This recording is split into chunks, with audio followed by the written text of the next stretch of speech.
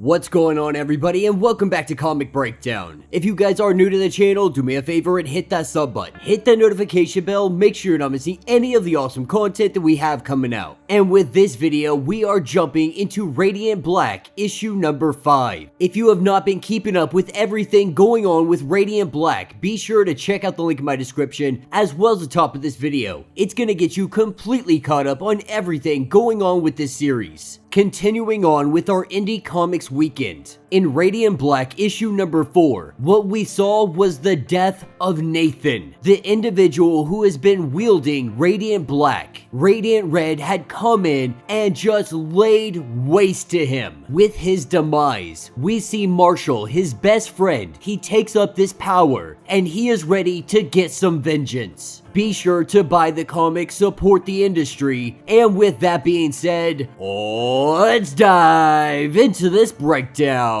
Alright gang, so we are picking up in Lockport, Illinois. And right now, Marshall is freaking out. The paramedics, they are working on Nathan. They are giving him CPR, trying to get any kind of pulse in him. And while it looks like all hope may actually be lost, the paramedics are able to get him breathing. Having a very small pulse, they need to get him to the hospital as soon as possible. With Nathan being loaded up and taken there now, we see Marshall, he begins to freak out a little bit. All of this is very sudden. His friend is almost dead, and now he has the power that his friend once wielded. As he freaks out, he runs down an alleyway. We see the transformation, and Radiant Black is back in the sky. Flying away from this situation, he crash lands in a farm, trying to talk to whoever gave him this power. Whatever robot that Nathan had been talking about. This is something that he didn't want. It is something that he still doesn't want. Coming to the realization that this is not a matter of want. It has chosen with him, and it is now syncing with him, making his way back to the hospital. This is where he meets up with Nathan's parents. While Nathan is still technically breathing, he is hooked up to all kinds of tubes, and they are trying with great effort to keep him alive. While everyone sits here grieves and concerned, this is when the robot begins to talk to Marshall, letting him know that that sync is in progress, and that Marshall and it syncing together is going much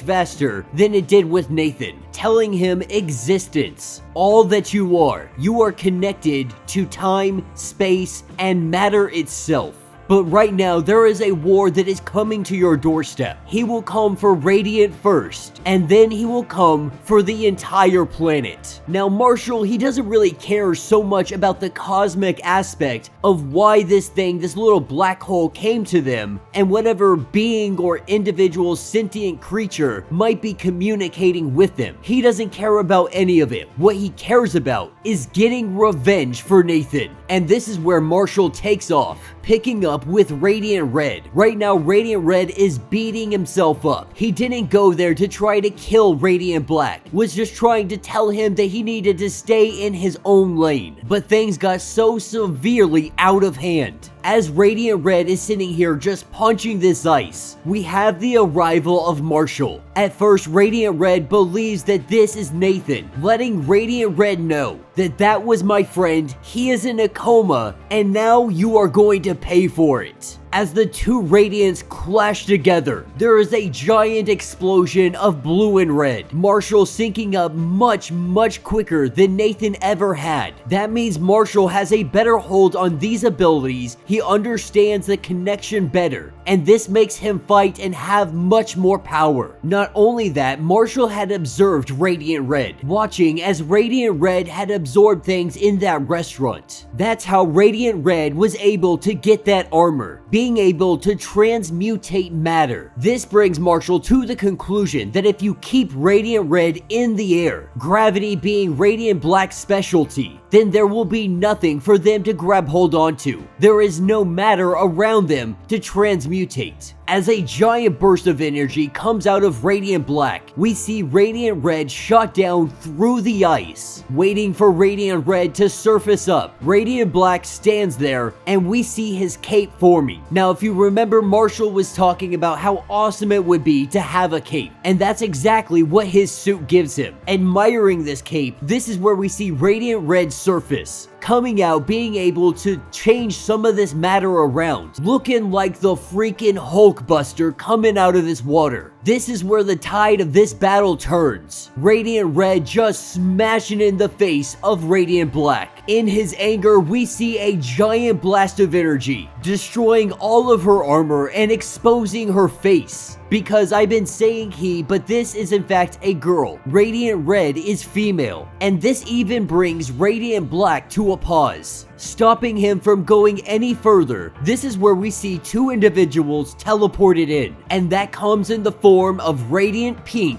and Radiant Yellow, letting them know that they're not individuals that usually come uninvited, but right now there is a huge threat. Whatever they are doing, they need to put it to the side, because whatever this thing is, it has come to kill all of the Radiants. And while Radiant Yellow used the entirety of his power to try to defeat this foe, he was unable to do so. And in an instant, we see Pink and Yellow. They are thrown over to the side. An individual that looks to be invisible starts to appear from the feet up, and it is letting them know that there are two options they can go with today. They can be the ones to die right here, right now. They can give up the Radiant power, something that has never belonged to them to begin with. That they can die right now, or the entire species will suffer for it. And that will be the end of this issue. So let me know what you guys think down in the comments. You know, the last issue was a huge shock to see Nathan go down, but to see Marshall take it over, it's an absolutely wonderful part of the story, because it's not something that he wanted, but with him being able to sync up much better than Nathan ever did, he could truly reach a potential that is much farther than Nathan ever could. And with the exposure of many more Radiants, it is possible that Nathan becomes a Radiant yet again.